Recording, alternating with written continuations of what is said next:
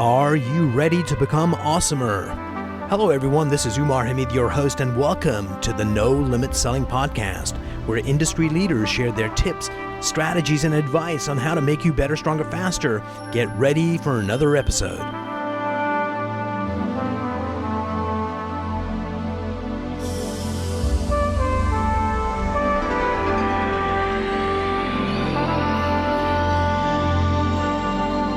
Today I'm privileged to have Wayne Johnson, the president of Lafayette Pictures. Wayne, welcome to the program. Thank you, sir. I appreciate it. So Wayne, in 60 seconds, tell us who you are and what you do. I am a television and film producer. I develop and produce TV shows and films. That's pretty amazing. And the question I want to ask you is, because we were talking about this before, tell me what happened on July 9th, 1996. That is the day I got shot, and my heart stopped 3 times on the operating table. I was in surgery for 12 hours. I lost 4 liters of blood, and pretty much the day that changed my life. I bet. So tell me the circumstances of the shooting, and then we'll actually go what that really meant to you and how it changed your life. It was just a robbery, random robbery. I went to go get something to eat at a carryout. Were you robbing or were you robbed? No, I was robbed. Thank God. I went to a carryout to get something to eat. I remember it was a Sunday night. Not too many places open. It was in Baltimore City across from Shock Trauma University Hospital. Convenient. Exactly. That's the only reason why I'm here now. That's the main reason why I'm alive, because I was a block away from shock trauma. Now, what interests me about this, not that you got shot, and I'm really happy you recovered, but when we face one of those life-threatening, in your case, you were dead a couple of times, it allows us to change the direction of our lives. What were you doing before you got shot, and what did it inspire you to do after you got shot? Before I got shot, I was pretty much just coasting. I was just working in a kitchen at a hospital, delivering like food to patients and stuff. I wasn't doing what I wanted to do. After I got shot, I decided life is too short. Let me pursue my dreams and my goals, and let me change and do what I want to do, which is writing. So I decided to write a book. And what was the book about?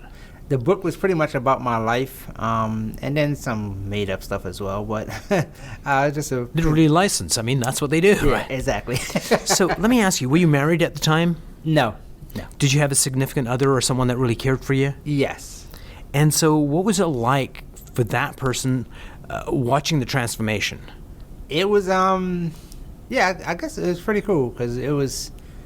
You can see how happy I was at that, during that time, when I was, fulfilling my inner peace or my destiny, soul. Exactly. Goals, brilliant. And that brings you inner peace, and that brings you that connection. Yep. I think every single person on planet Earth has a purpose on life. The only problem is 99% don't know what it is. And because they don't know what it is, they grab at a lot of things, or is that fight or flight. The middle thing is freeze. So whatever the hell they're doing, they stay doing it because they can't decide what to do. Yeah. So you decided to write a book. How did that go? Didn't go well because it was just taking too long. Books are normally about 350. I had it ranged at 350 to 400 pages. And it was going, but it wasn't going as fast as I wanted it to go. So it was just, it was going. So just before I let you continue on that, a friend of mine's written like 150 books, and his advice to me was when I was writing, Umar, people have a short attention span. Yeah. Make your book 120 to 140 pages only. Yep. They can pick it up at BWI, and by the time it gets to San Francisco, either they throw it in the trash or they recommend it to a friend. That's true. So you gave up. So true. So you gave up your book, but then you did a pivot. What was the pivot? The pivot was instead of writing 350 pages, I decided to write a movie script, which was about 90 pages, anywhere from 90 to 120 pages. And a minute a page, right, on screen? Exactly. Brilliant. So what did you do with the screenplay? With the screenplay, once I wrote it, I submitted it to different agencies, agents, managers, Well, first I got it script doctored. Smart. Back then that's what I was getting, it script doctored. I did that, and then I submitted to different agencies and managers to try to get represented and try to get it out to Hollywood, per se. So in my world, which I suck at, nobody wants to represent you unless you're famous. Unless you're famous, exactly. And you can't be, if you're famous, you don't need them. So it's that paradox. Exactly. Same thing with the agents in Hollywood? It's the same exact thing. Only difference is if you have a good script, everybody will jump on board at that time. Did you have a good script? At that time, no. My first one was not so good. It was good enough to get me a manager. So I got a manager. And with that, instead of doing my movie, he decided to pitch me to different producers. To write their movie. Exactly. So I want to take a step back because I think you said something really important there. And I'm paraphrasing here. You had said, my script sucked. Yeah. And I think that is so brilliant because so many people wait till they get something perfect. But I think what we need to do is to just create. Once you create it, you said you got a script doctor to make it better. Yep. Still wasn't good enough, but it was good enough to get you a manager, and it was good enough to get you opportunities to write for other people. Exactly. And that is, I think, the path to success is do. Yes, you got to get out your own way. You got to put it. I tell people all the time, whenever they ask me, people approach me about writing scripts, they say, I don't know how to do it. I don't know what to do, this and that. I tell them more than anything, it's about writing. You got to get it on paper. You got to get it out your head, get it on paper, and then you can go back and format it and do whatever you need to do at that point. But get the words on paper and get it out of your head. So this was one of my life lessons. I was writing this marketing piece, spent a lot of time on it, and if I may say so myself, it was freaking brilliant. Yeah. I mean, totally awesome. Good deal. And then 2 or 3 years later, I was sorting my desk out, and I came across it, and I looked at it and said, oh my God, what a load of crap. I cannot believe that I thought this was so awesome. And that day I learned the lesson. It's like, okay, don't go for perfection because you're deluding yourself anyway. Yeah. Just do. And as soon as you get it done, you can make it better. And when you're writing, even if you're writing scripts or books or poems or anything, whatever you're writing, my teacher told me, write it and then return to it in say 2-3 weeks or a month later. Yeah, give some time. Exactly. And then you will see if it's good at that point. So you've got a manager pitching you to filmmakers to write scripts. Yes. So tell me about the first one you wrote that actually got made. The first one I wrote that actually got made was a horror film. We shot that it was a low budget independent horror film in Texas. I want to say it was based on a true story, but then it wasn't. We couldn't use the whole story, so it was pretty much a script based on a true story that I just added to. Nice. So, yep. And that was called, what was that? The Red Oak. The Red Red Oak. Oak story, yeah. Don't watch it, folks. No, I'm only kidding. Go watch it. It's going to be brilliant. So, Wayne, I really wanted to get, this podcast is about leadership and sales. Yep. To get a movie made, you need to sell a lot of people. Yes. Because there's different constituents with different agendas, different views, different egos. And one of the projects you did that I was pretty enthused about, because I saw the movie, and it was a good movie, it was Southpaw. Yes. So tell me how you got associated with Southpaw, and then take me through from idea to actually sitting in the movie theater, eating popcorn, watching this thing. Well, with Southpaw, that was my partner, Peter Rich. His brain Hey, Peter. child, yeah, that's his brainchild. Came up with the idea, hired Kirk Serta from Sons of Anarchy. He wrote the script. Then approached Eminem to star in The rapper? Yes, Eminem the rapper, Marshall Mathers. Yeah. To star in the script. So once you had Kirk and Eminem, you was pretty much golden. Yes. So then we took that into DreamWorks. To Stacy at DreamWorks at the time. Stacy was the one responsible for 8 Mile. Yes. So she did 8 Mile at that time. Good movie. So we knew taking it to her with Eminem, Kirk, and a good storyline, we was pretty much golden. So I was pitched in a pitch meeting. It was bought in the pitch meeting. So they purchased it. Yes, in the meeting. So that was at DreamWorks. It sat there for a year. We got that movie back in turnaround, which means Meaning they only took a license for a year. yeah. So it was pretty much like an option for Yeah, a year. They that's didn't the make term. it. Yeah, they didn't make it. We got it back. Went to MGM. They kept it for about a year. This sounds like one of about a those year, so- Florida schemes to sell real estate. Yeah, exactly. As I said, it doesn't matter if you get your movie sold. It really doesn't matter until it's in production. That's what counts. Yeah, that's what really counts. So MGM and took an then- option and then they did not execute. Exactly, and then it went to the Weinsteins, and then the Weinsteins got it. By that time, it was several years later. Eminem said, "I can't do it. I'm going back to the music. I'm gonna do the music." So we had to get somebody to replace Eminem's role, which was Jake Gyllenhaal. So Jake said, "Let me do it." He was just coming out for Nightcrawler. I think Jake was about 120 pounds at that time. So nobody would we believed in him, but No one else would. yeah, nobody really believed that he could pull off being this heavyweight boxer or this boxer Yeah. with this awesome body and able to throw these punches. But Jake came in, said, "Let me do it. I want to do it." He fought for that role. He went to the gym, worked out 6 months, hard, just straight working out in the gym, in the ring, 2-3 times a day. And then you see the poster, you see him when he take yeah. his shirt off. Super you see buff. those, yeah. So yeah, that led to that. We shot the movie in Pittsburgh. We got Rachel McAdams, Antoine Fuqua came on to direct. And Rachel McAdams, she's a fellow Canadian. Okay, yeah, yep, yeah. And then we shot it in Pittsburgh. Did the posts, everything else, and then had the premiere in New York. Had the release, and everybody was talking, thinking it was going to be an Oscar contender, and that's what I wanted. That was my main thing. That would be awesome.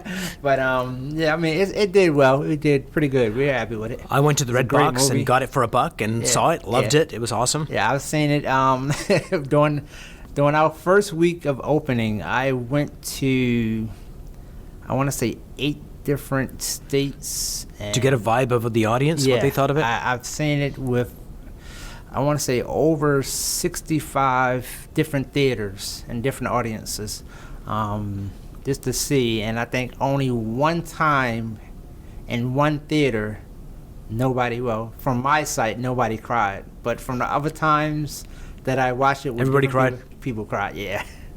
That's a good feeling as a filmmaker. It's a wonderful feeling when you see it brings the emotions and you see people moving in their seat and bobbing and weaving and crying and laughing and everything, watching your piece of work. One of the things that interests me is very much what happens in that moment of change. Like I went through Leadership Maryland, where they have 50 leaders from around the state. They go on a year-long journey together. One of the stops was Baltimore City. And there was a guy called Andre that came up, and he was telling this story. He said that he was in a gang in Baltimore. Initiation time came, and his job was to kill someone to get in the gang, and that's what he did. Okay. And I'm not sure then or around then he got arrested, got sent away. In the meantime, his younger brother is in high school and is a basketball prodigy. The local bar shouldn't let him in, but because he's the local hero, He's a local hero, yep. they let him come in and watch the games on the big screen because they want to support him. His brother comes out of jail. One night when his younger brother, the basketball prodigy, is coming home from one of the games at the bar, this kid comes up to him on his initiation and kills him. Oh, man. And our hero, Andre, loses his mind. Every night he goes out hunting for the guy that killed his brother. Wow. And one night he comes home around about 3 a.m, and his mother is sitting in the living room in pitch darkness. As soon as he comes in, she says, "I know what you're doing." And she gets up and she puts her hand on his face, and as she caresses his face, she says, "I don't want to lose another son," and goes to bed. And something in that moment changed in his life. Triggered, yep. He left the house, went to the inner harbor, got his gun, and he threw it into the harbor. And now he runs an organization where they do barbecues, parties, conflict resolution, teaching gangs how to resolve conflict without guns. Violence, yep. And so for him, life changed in that moment. And so going back to when your life changed, now your life is at a different level. Yes. There's probably another plateau to go. Yeah. And you'll probably have dreams around that. Is there another, let's not get you shot this time, but is there another place you want to go that you're trying to figure out how to get there? It is. I want to. My whole thing right now is to have a film fund. For the films that we want to shoot, or if people want to come to us and have a film idea that's so you can greenlight stuff yourself. Exactly. Well, we don't have to wait on the studio. People can't watch this, but you're wearing a green shirt right now. Yeah, exactly. Good luck. But yeah, that'd be my ultimate goal, my plateau right there before I retire, is to have that fund set up for my company, not only my company, but a couple of different companies. Nice. We have that freedom pretty much. What boggles my mind right now is with technology. I mean, a schlep like me can create a podcast with $500 worth of gear, and we're good to go. Well, it's the same thing with the film industry. Yeah, isn't it amazing? We had a film 2 years ago at Sundance? It might have been Sundance or the Tribeca. The young lady shot the whole film on her iPhone, and it won a bunch of awards that year. And it looked good? It looked good. It looked really good. It was a great job, because she shot everything on the iPhone, did the edits, everything with the iPhone, and it won a ton of awards. It was a talk that year. So what's amazing is now there's two things that I think we need as human beings. One, we need the skills. Mm-hmm. Yes. And a goal. Yes. And then the only thing that gets in the way is our mindset. Yeah, and your own. Yeah, that's your own. I would say your own fear holds you back from a bunch of stuff. Fear holds you back from a bunch of stuff. And so that's my mission is, how do we teach people to be more confident, bolder, more driven? Yes. If we could help people solve that human equation, think of how many people would make movies, cure diseases, or just cut the cord and go do whatever their heart desires. Exactly. Exactly. So, Wayne, do you have kids? Yes, I have two daughters. How old? They are 16 and 24. So if you could... both right. Excellent. If you could give them some advice, 3 pieces of advice that would allow them to live happier, more successful lives, what would that be? Do whatever you want. Do what's in your heart. That's my main thing. Just set your goals and follow through with them. That was my thing. Once I got shot, I set this goal where I wanted to write a script. So I went to Barnes & Noble in the library and studied how to write scripts. Then I wrote the script, and I decided I wanted to get it to agents and managers. So I got a list of agents and managers and sent it to them. So my thing is, do your research. If you have a goal, set your goal.